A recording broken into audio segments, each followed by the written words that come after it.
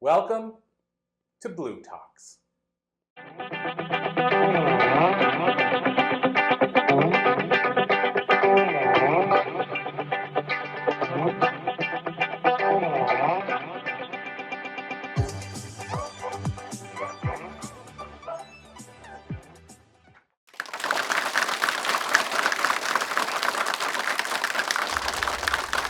I absolutely love teenagers.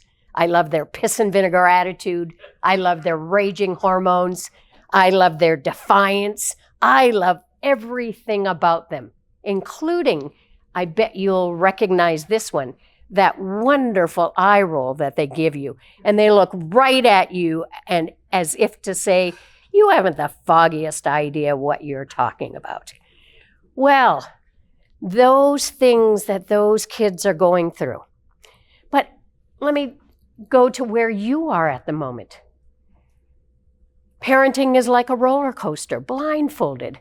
You're going ups and downs and twists and turns, moments of sheer exhilaration and moments of absolute terror.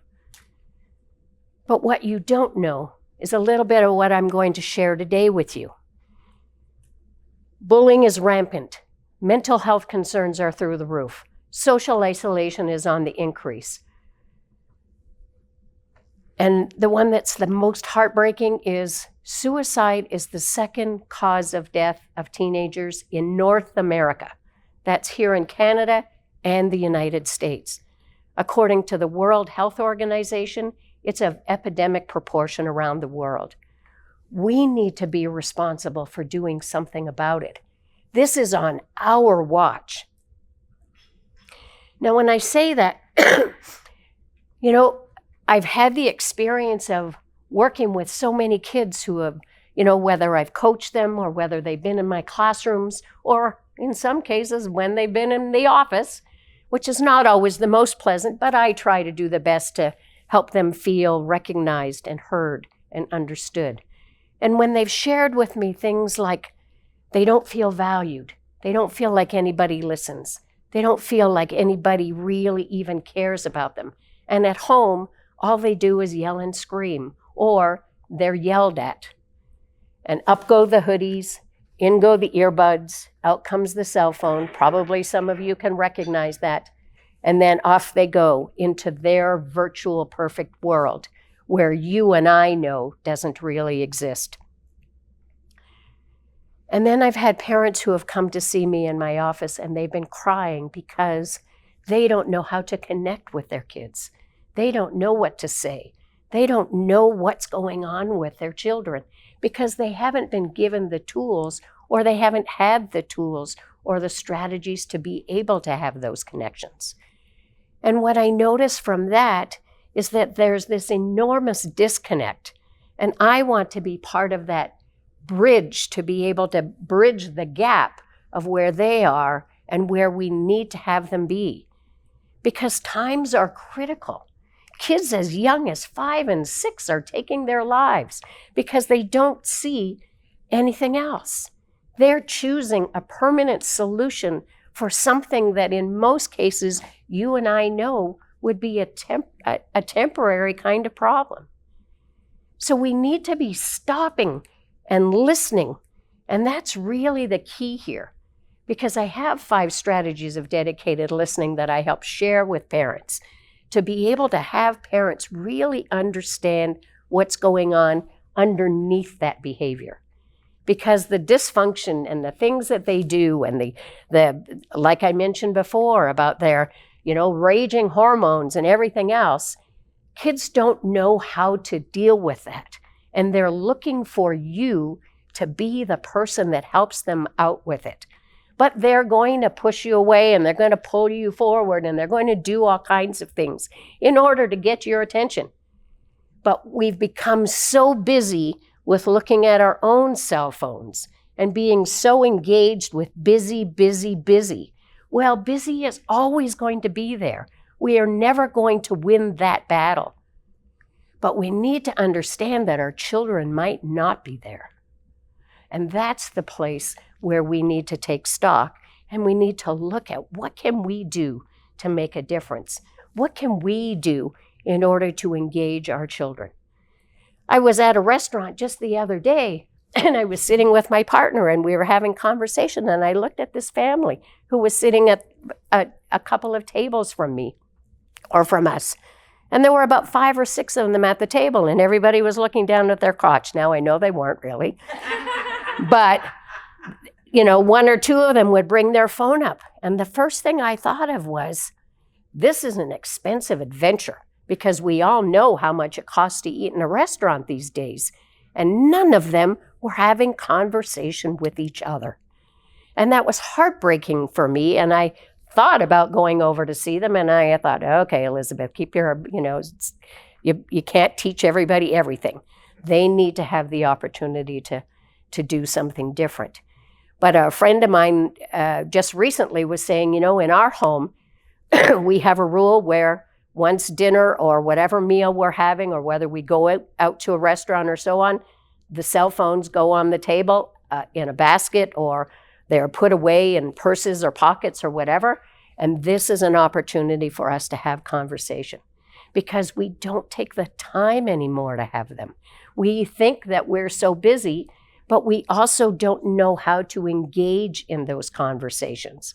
It's important for us to be able to ask questions that are important, that are serious, of serious matters. I saw an advertisement just the other day that, suicide in males is also increased. In this particular commercial that I saw, because I happen to watch the television from time to time, and this particular commercial was talking about the whole idea of sextortion. And we've talked about sex trafficking, and we're talking about the possibility of suicide. And, the unfortunate thing that's happened is I've had some parents come and see me to tell me that they've lost their child to suicide. And then they say, I had no idea. I didn't know it was possible. And I know for you in the audience, you're likely saying, well, that couldn't possibly happen to me, except they thought that too. And so in moving forward, we need to be able to have those courageous conversations. We need to be able to step out of our comfort zone and really be vulnerable with each other. Parents don't have to be perfect. There's no such thing as perfect in our lives these days. This is about saying, you know what? I haven't seen you in a while. Or I've noticed that you're not looking the same. Or, tell me a little bit about why you threw your bag on the floor when you walked in and you didn't say hello. Rather than saying, what the heck is going on here? Why'd you throw your bag? We need to change the way we interact so that we invite each other into that conversation, because that's the only way that we're going to have connection. When I first started teaching, I did an activity with a group of grade 7s, and we did what we called group dynamics, because at that point in time, the parents were a little bit feeling uncomfortable about the whole idea that we would talk about bullying. So I changed the topic to group dynamics. And we had a full day activity, and we had guest speakers, and of course we fed them pizza at lunchtime, because that's their favorite thing to do, is to eat. And at the end of that, I had asked the students just before the workshop started where they felt they were. And I put 0 to 10 on a wall in the gym. And I said, go stand where you think you are in terms of how you feel at school. Do you feel connected? Are there good things going on? And so on. And I was saddened to see that the majority of this particular group was standing around 3 out of 10. And I thought, oh, okay, I'm the administrator in this building. I better be doing something about this. So we got together and we put this workshop together. We had conversation, because I was an assistant principal at the time. We had conversation with the principal and the teachers. And so they talked up in their classes, and they related it to subject areas that they were teaching, so that the kids would get a real interaction about, okay, how can I be friends with someone that I don't know, or I don't like, or I don't think I like them? How is it that I can help somebody else? How is it that I can bring joy and love and understanding to people? And so we did that particular workshop, and then we worked through that in that following year where the teachers continued to bring that up. We had celebrations, we did all kinds of things in order to re-engage with those kids. Now, it was a bonus at the end because I put up that 0 to 10 on the wall again, and I said to them, okay, now where do you think the culture is in this school? And how have you engaged and what changes have been made? And as it turned out, and it was a blessing for me just to see it, because you could see their body language different. You could see the way that they were presenting themselves, that they had more self-confidence, that they had more ability to be able to say, yeah, I can stand on my own 2 feet. I've been given the opportunity to be loved and celebrated. And yeah, difficult times at school and stuff goes on and difficult things at home, but I still have that ability to be able to keep my chin up and do good things. The majority of kids that time when we did that measurement were at 7 and 8, which was a real joyous thing to behold for that group. But taking that and then looking at what I wanted to do, you see, I wanted to be the person that was going to have the absolute solution for bullying. I wanted to be the one that was going to write that book. I wanted to be the one that was going to, be rich and famous, but at the same time help people. And through my journey in education along that way, because I was born a few minutes ago, so that was quite a while back. But as I grew through my own journey and looked at my own self and trials and tribulations that I had benefited, not at that moment in time, but certainly benefited by the idea that I could appreciate what trials and tribulations those kids were going through, I recognize really that it's about connection. It's about relationship. It's about conversation. And it's really, truly about the love that we have for each other. Because we can't do anything without those things. We don't live in a place of isolation. We live in a place of connection, of relationship. And that's why I choose to continue to talk about it. Because I didn't come from a very good place in my home life. And I thought at that point in time, like I said, I was born a few minutes ago, it was a time of secrecy.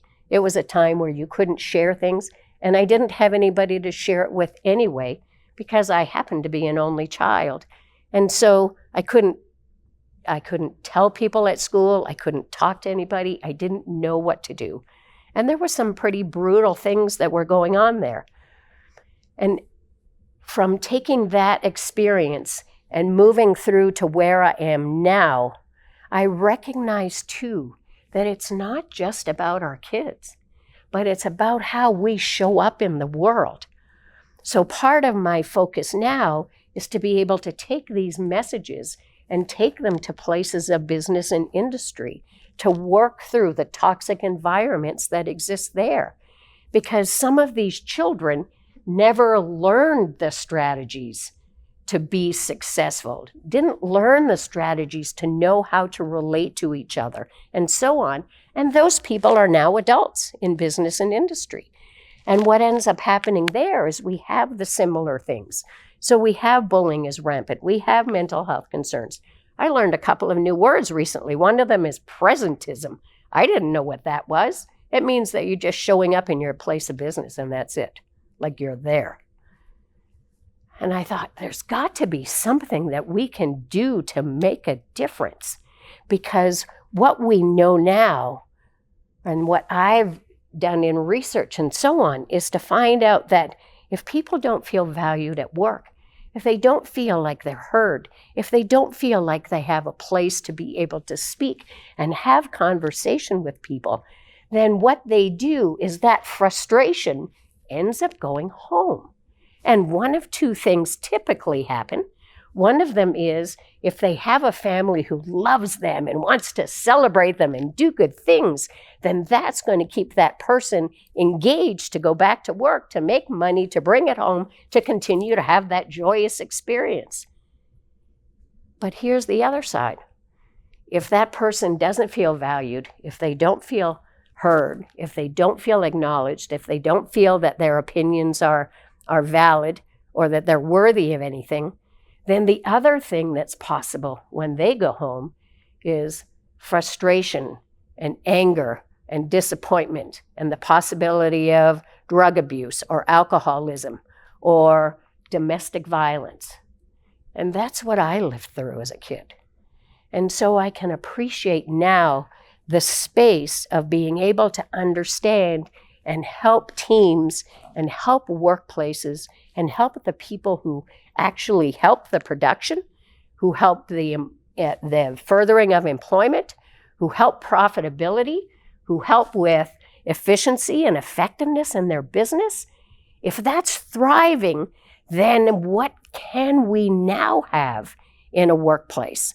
We can have a place of possibility. We can have a place of positivity, and we can have more effective functioning units and teams in workplaces that then transpires back into where their home life is in order to create a new and exciting place there. Now, I get that it's not an overnight solution, and I certainly have lots of work to do. And many of you in this audience also do similar work like this. So this is a time where we have to be able to move together to create a movement where we start making a difference, where we're not afraid to turn to the person beside us to say hello, to acknowledge somebody, to hold the door open, to stop at a place and buy somebody a coffee. And I get now, coffee is really very expensive, so you might want to, break open the piggy bank. But to be able to do those small, what we call probably insignificant things that might make someone else's day, and it might even keep them alive. Because you don't know what's going on in somebody else's life. You don't know the trials and tribulations. And you may be that person who really does transform. The other piece about this, and I'm just in getting close to wrapping up, the other piece that we get to look at here too is how do we show up in our own businesses, as entrepreneurs with this space of sales. Again, it's about relationship, go figure. So if we have relationship with potential clients and we make them feel valued and we make them feel heard and we actually listen to what we imagine are those big objections, then that's a space too where we invite them into conversation, where we get to know them. We step out again out of our own comfort zone and into a place of community, of connection, of relationship. And the bonus is the possibility of having a new client or two. Wouldn't that be fascinating? So in closing this afternoon, I want to invite you into this space of connection and community. And the next time that you see someone or that you're in a group like this where there's someone that you don't know, be the first to either stick out your hand or give them a hug or, stand politely in case they're not used to that kind of, bear hug kind of thing, and be able to welcome them. Invite them into being part of what's going on. Because we're all too isolated. We're all too individual, and we think that, oh my gosh, we think that no one cares or they don't see us. And we need to have people not be invisible anymore. So with connection, collaboration, community, respect and responsibility, and you know what? The biggest part is with love. Thank you very much.